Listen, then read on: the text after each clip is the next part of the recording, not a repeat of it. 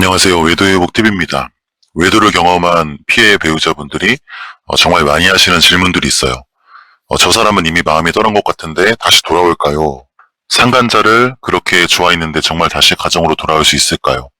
나한테는 사랑이 없다고 해놓고 어떻게 다시 마음이 바뀔 수 있죠? 외도가 한창 진행되고 있을 때 외도하는 사람의 모습을 보면 사실 희망을 갖기가 굉장히 어렵습니다. 배우자에게는 차갑고요. 또 대화를 피하기도 하고 스킨십은 당연히 거부하고 또 집에 있는 것을 답답해하기도 하죠. 반대로 상간자에게는 굉장히 많은 감정을 쏟아요. 계속 연락하고 싶어하고 보고 싶어하고 상대방의 말 한마디에 기분이 좋아졌다가 나빠지기도 해요. 심한 경우에는 이제 배우자에게 이런 말까지 합니다. 당신한테는 이제 아무 감정이 없어. 우리는 이미 오래전부터 끝난 사이야. 그 사람을 만나고 진짜 사랑이 뭔지 알게 됐어. 피해 배우자 입장에서는 이런 말을 들으면 당연히 무너질 수밖에 없죠. 우리가 함께 살아온 시간이 도대체 뭐냐? 나는 이 사람에게 어떤 존재였나? 저 사람에게는 내가 아니라 상간자가 진짜 사랑이었던 건가? 이런 생각이 계속 들어요. 그런데 이제 외도 상담을 하다 보면은 한 가지 흥미로운 모습을 봅니다. 외도가 한창 진행될 때는 절대 돌아오지 않을 것 같던 사람이 시간이 지나면서 달라지는 경우가 있다는 거죠. 배우자를 다시 바라보기 시작하고 가족을 걱정하기 시작하고 또 아이들과의 관계를 생각하기 시작합니다. 그리고 자신이 했던 그 행동들 있죠. 그걸 후회하기 시작해요. 어떤 사람은 상간자와 관계를 완전히 정리하고 가정으로 돌아오기도 합니다. 그렇다면 왜 이런 변화가 생기는 걸까요? 오늘은 외도한 사람이 결국 배우자에게 돌아오는 이유 5가지 한번 이야기해 보겠습니다. 첫째, 상간자와의 관계에서도 결국 현실이 시작되기 때문에 외도 관계가 강렬하게 느껴지는 가장 큰 이유 중 하나는 그 관계가 처음부터 현실의 모든 부분을 공유하는 관계가 아니기 때문이에요. 배우자와의 관계를 한번 생각해 보겠습니다. 부부는 좋은 모습만 보여주면서 살아갈 수 없죠. 아침에 일어나서 이 부수수한 모습도 보고 돈 문제 이야기도 해야 되고요. 또 아이들 문제도 함께 해결해야 되죠. 집안일 당연히 해야 되고 또 양가 부모님 문제도 생깁니다. 몸이 아플 때도 있고 짜증이 날 때도 있고 또 경제적으로 힘든 순간도 있죠. 부부는 서로의 가장 아름다운 모습만 보는 관계가 아니라 서로의 가장 현실적인 모습까지 함께 보는 관계죠. 근데 외도 관계는 다릅니다. 만나는 시간이 제한되어 있는 경우가 많아요. 둘이 만나기 위해서 시간을 따로 만듭니다. 옷도 신경 쓰고 향수도 뿌리고 좋은 장소를 찾아가요. 카페를 가고 술을 마시고 또 맛있는 것도 먹고 여행을 가기도 해요. 그리고 무엇보다 일상의 책임에서 잠시 벗어나 있죠. 그래서 외도관계 안에서는 상대방의 실제보다 훨씬 매력적으로 보일 수가 있어요. 배우자와 싸우고 나와서 상간자를 만나면 상간자는 내 이야기를 들어주죠. 그러면서 많이 힘들었겠다. 나는 네 마음 이해해. 왜 이렇게까지 참고 살아. 이런 이야기를 듣다 보면은 외도한 사람은 생각할 수 있습니다. 내 배우자는 나를 이해하지 못하는데 이 사람은 나를 이해해 주는구나. 그러면서 상간자를 특별한 사람이라고 느껴지기 시작하죠. 근데 시간이 지나면요. 이 관계가 영원하진 않아요. 변화가 생깁니다. 처음에는 아무것도 요구하지 않던 사람이 이제 요구를 하기 시작해요. 오늘은 왜 연락이 안 돼? 주말에는 왜 못 만나? 배우자하고 아직도 같이 자? 언제 이혼할 건데 나를 정말 사랑한다면 선택해야 되는 거 아니야? 그러니까 이제 질투가 생기고 집착이 생기고 서운함이 생기고 결국 싸움이 생기죠. 처음에는 나를 위로해주던 사람이 이제는 또 하나의 스트레스가 되기도 해요. 그 순간 외도하는 사람에게 조금씩 현실이 보입니다. 이 사람하고 만약에 산다면 정말 행복할까? 이 사람하고 결혼하면 지금과 과연 같을까? 이 사람하고도 결국 싸우게 되는 거 아닌가?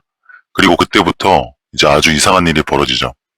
그동안 단점만 보였던 배우자의 장점이 다시 보이기 시작하는 거예요. 내 까다로운 성격을 받아줬던 사람, 경제적으로 힘든 시절을 같이 견뎌줬던 사람, 아이들을 함께 키워온 사람, 내 부모님까지 챙겨주었던 사람, 아플 때 병원에 데려가 주었던 사람, 내가 실패했을 때도 옆에 있었던 사람. 외도할 때는 이런 것들이 너무 익숙해서 보이지 않았죠. 근데 그 상간자와의 관계에서 현실을 경험하기 시작하면서 비교가 돼요. 그리고 그제야 깨닫는 경우가 있습니다. 상간자가 특별했던 것이 아니라 그 관계가 현실에서 떨어져 있었기 때문에 특별하게 느껴졌을 수도 있다는 거죠. 외도의 환상이 깨지기 시작하면 배우자가 다시 보이는 거예요. 둘째, 배우자와 함께 만들어 온 시간은 생각보다 쉽게 대체되지 않기 때문에 사람의 관계는 감정만으로 이루어져 있지는 않습니다. 특히 부부관계가 더 그래요. 10년을 함께 살았다면 그 안에는 10년이라는 시간이 들어있습니다. 아이를 처음 임신했던 순간, 출산하던 날, 또 아이의 첫걸음, 처음으로 집을 마련했던 날, 돈이 없어서 힘들었던 시절, 한 사람의 직장을 잃었을 때 함께 버텼던 시간, 부모님이 아팠을 때 함께 병원을 다녔던 시간, 아이 때문에 밤새 잠을 못 잤던 날, 가족끼리 여행을 갔던 기억, 또 별것 아닌 걸로 싸웠다가 다시 화해했던 날, 그러니까 이 모든 것이 그 한 사람의 인생 안에 들어가 있죠. 그런데 이제 외도가 시작이 되면 잠시 이런 것들이 보이지 않을 수 있어요. 새로운 감정이 너무 강하기 때문이에요. 새로운 사람에게서 오는 설렘이 오래된 관계의 익숙함보다 훨씬 강하게 느껴질 수가 있죠. 그래서 배우자가 아무 의미 없는 사람처럼 느껴지기도 합니다. 그러나 실제로 관계를 정리하려고 하면 이야기가 달라져요. 이혼 서류를 작성해야 되고요. 집을 정리해야 되고요. 아이들에게 결국 설명해야 되고요. 가족 사진을 바라보게 되고 아이와 떨어져 지낼 가능성을 생각합니다. 그러면 그때 갑자기 지금까지의 삶이 현실로 다가와요. 정말 이 사람하고 남이 되는 건가? 앞으로 이 사람 생일을 챙겨주지 않아도 되는 관계가 되는 건가? 아이의 졸업식에서 우리는 어떤 모습으로 만나게 될까? 다른 사람이 이 사람 옆에 있어도 나는 아무 말도 할 수 없는 사람이 되는 건가? 여기까지 현실적으로 생각하기 시작하면 감정이 복잡해지죠. 왜냐하면 배우자는 단순히 현재 사랑하느냐 사랑하지 않느냐로 설명되는 존재가 아니기 때문이에요. 내 인생의 중요한 장면마다 이 사람이 있었죠. 그리고 인간의 마음은 과거의 시간을 버튼 하나 누르듯 삭제할 수 없어요. 상간자와의 관계가 몇 개월 혹은 몇 년간 매우 강렬했다고 하더라도 배우자와 함께 살아온 시간이 자동으로 사라지는 것은 아닙니다. 오히려 정말 이럴 상황이 되어야 그 시간의 무게를 느끼는 경우가 많죠.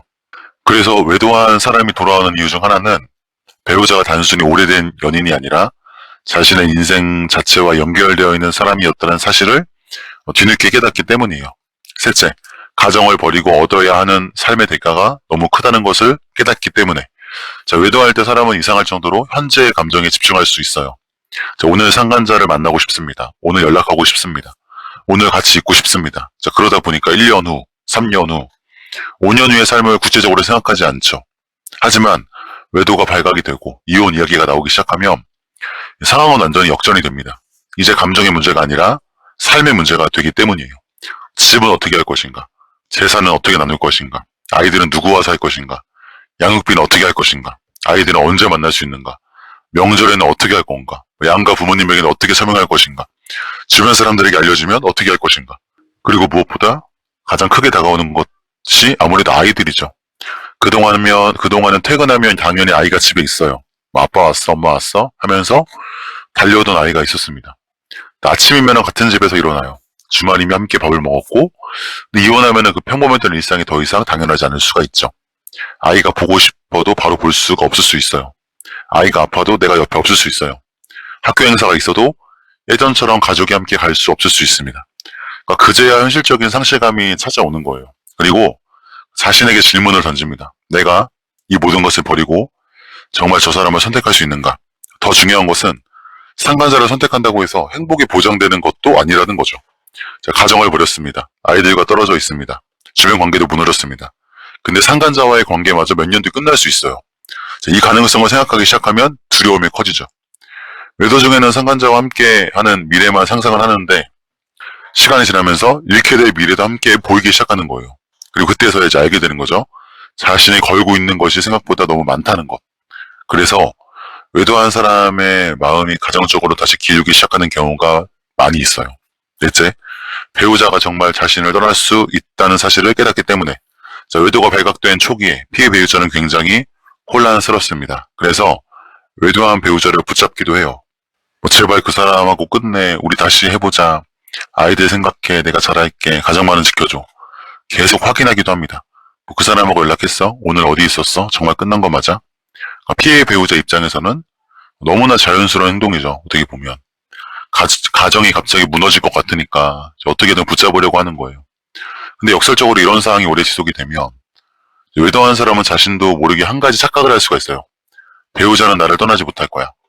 내가 어떤 행동을 해도 배우자는 결국 기다릴 것이라고 생각하는 거죠. 그러다 피해 배우자가 어느 순간 달라질 수가 있어요. 더 이상 매달리지 않습니다. 상간자 이야기도 하지 않습니다. 어디를 갔는지 계속 묻지 않습니다.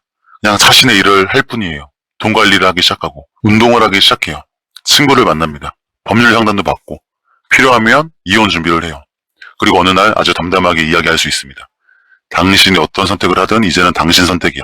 자, 이때 외도한 사람이 오히려 흔들리는 경우가 있어요. 왜냐하면 지금까지 자신이 선택권을 가지고 있다고 생각했기 때문이에요. 배우자와 상간자 사이에서 자신이 고민하고 있다고 생각을 했습니다. 근데 어느 순간 상황이 뒤집혀요. 이제는 배우자가 자신을 선택하지 않을 수도 있는 거죠. 자, 그때 처음으로 상실에 대한 공포가 생길 수가 있습니다. 이 사람이 정말 나 없이 살려고 하는구나. 내가 돌아가고 싶어도 받아주지 않을 수도 있겠구나. 그리고 더 복잡한 감정도 생깁니다. 내 배우자가 다른 사람을 만날 수도 있겠구나. 내가 아닌 다른 사람과 웃을 수도 있겠구나. 다른 사람에게 사랑받을 수도 있겠구나. 그동안 당연히 내 사람이라고 생각했던 배우자가 정말 다른 사람의 사람이 될 수 있다는 현실이 다가옵니다. 자, 그때 배우자가 다시 모이기 시작하는 경우가 많아요. 외도 당시에는 배우자의 소중함을 몰랐는데 정말 잃을 수 있다는 사실을 깨닫는 순간에 그 가치가 크게 느껴지는 거죠. 그래서 어떤 경우에는 피해 배우자가 매달릴 때보다 오히려 자신의 삶을 되찾기 시작했을 때 외도한 배우자가 가정을 다시 바라보기 시작합니다. 자, 마지막 5번째.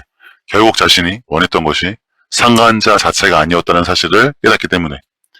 자, 마지막 5번째인데요. 저는 이 부분이 굉장히 중요하다고 생각해요. 자, 외도를 하는 사람은 자신의 상간자를 사랑한다고 생각할 수 있죠. 물론 실제로 강한 애정과 집착을 느끼기도 합니다. 근데 시간이 지나면서 결국에는 스스로에게 질문해야 할 순간이 와요. 내가 정말 이 사람을 사랑했던 걸까? 아니면 이 사람과 함께 있을 때의 내 모습을 좋아했던 걸까? 외도를 시작하기 전 어떤 사람은 자신의 삶에서 공허함을 느끼고 있었을 수 있습니다. 부부관계가 너무 익숙해졌을 수도 있고 매일 아이와 돈과 일 이야기만 했을 수 있습니다. 누군가에게 남자나 여자로 인정받는 느낌이 부족했을 수 있죠. 그러다가 새로운 사람이 나타나요. 뭐 멋있어요, 예뻐요, 보고 싶어요. 당신 같은 사람을 왜 몰라봤을까요? 이런 말을 듣죠. 갑자기 자신이 다시 매력적인 사람이 된 것 같아요. 누군가 나를 기다립니다. 누군가 나 때문에 설레고 휴대전화에 메시지가 오면 심장이 뛰고 그러면서 생각합니다. 아, 이 사람이 나를 행복하게 해주는구나. 하지만 실제로는 그 사람 자체보다 그 사람을 통해 느끼는 감정을 사랑하고 있었을 수 있습니다. 인정받는 느낌, 필요한 사람이 된 느낌, 다시 젊어진 느낌, 현실에서 탈출한 느낌, 누군가에게 특별한 사람이 된 느낌. 이 감정이 너무 강하기 때문에 상간자를 운명적인 사람이라고 생각하게 되는 거죠. 하지만 시간이 지나면 이 감정도 익숙해집니다. 상간자도 결국 싸우거든요. 상간자에게도 실망하고 상간자도 나에게 실망하죠. 상간자 역시 나를 완벽하게 이해하지 못합니다. 그리고 상간자와 새로운 가정을 꾸린다면 그 관계 역시 결국 생활이 되겠죠.